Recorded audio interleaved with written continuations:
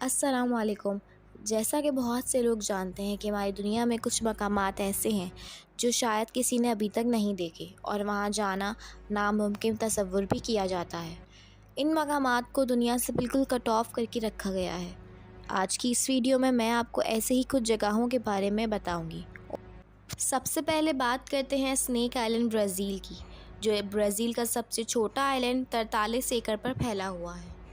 ये island Brazil के शहर साउथ पोल से मिनिमम 20 मील दूर है और ये जजीरा दुनिया का सबसे जहरीला सांपों का घर है, जैसे कि गोल्डन लैंसलेट वाइपर, जिसका जहर इंसानी जिस्म को पिघला सकता है, और इस जैसे 4000 सांप इस छोटे से जजीरे पर मौजूद हैं। लेकिन लोकल लोगों का कहना है यहाँ हर 5 फीट के बाद एक सांप रहता है।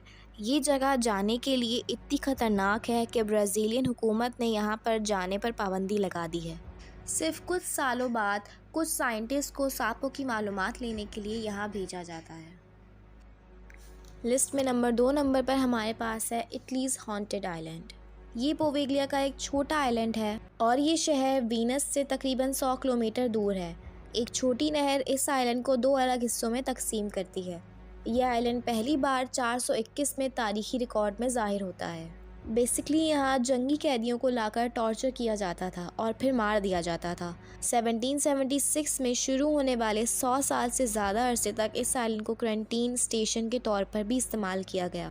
इससे लोगों के लिए जो दीगर बीमारियों में मुब्तला थे उनके इलाज वगैरह में इस्तेमाल किया जाता था।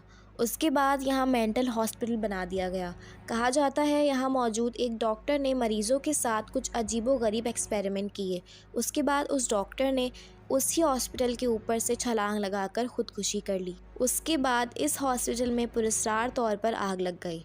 पोवेगलिया आइलैंड को तब से दुनिया का हॉन्टेड मकामात में से एक कहा जाता है। ये भी कहा जाता है कि यहाँ जिनों भूतों का साया है और यहाँ उसी डॉक्टर की रूह भटकती है।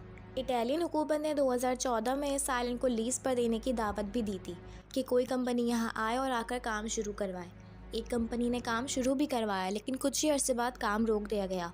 वहाँ के वर्कर्स का कहना था कि उन्हें अजीबोगरीब पैरानॉर्मल एक्टिविटीज़ का सामना करना पड़ता है और तभी से इस आइलैंड को टूरिस्ट के लिए भी बंद कर दिया गया। अब बात करते हैं एरिया 51 की। अमेरिका के नवाडा डेजर्ट नामी एक शहर में ये जगह मौजूद है। इस पुरस्कार जगह को अमेरिकन गवर्नमेंट हैंडल करती है। इस जगह के बारे में बहुत से र्यूमर्स मौजूद हैं।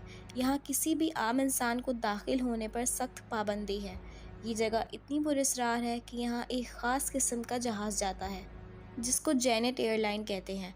ये जहाज़ सिर्फ एरिया 51 की तरफ उड़ते हैं। इस एरिया में काम करने वालों की इंफॉर्मेशन बहुत ही सीक्रेट है।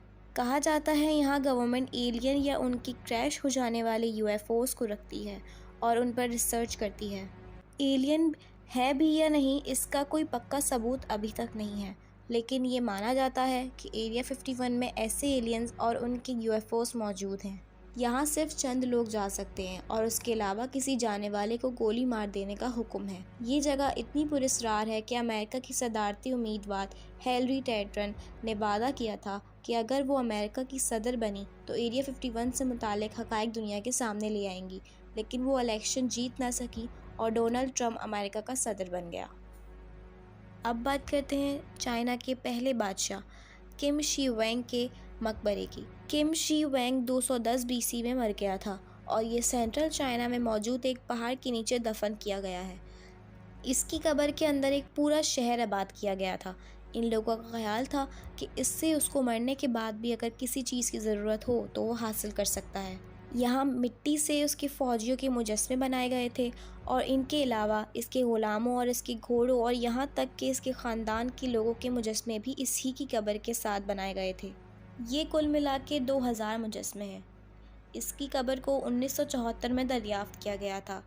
कहा जाता है कि इसकी कब्र के साथ अभी भी 8000 मुजस्मे और हैं जो दरियाफ़्त नहीं हो सके।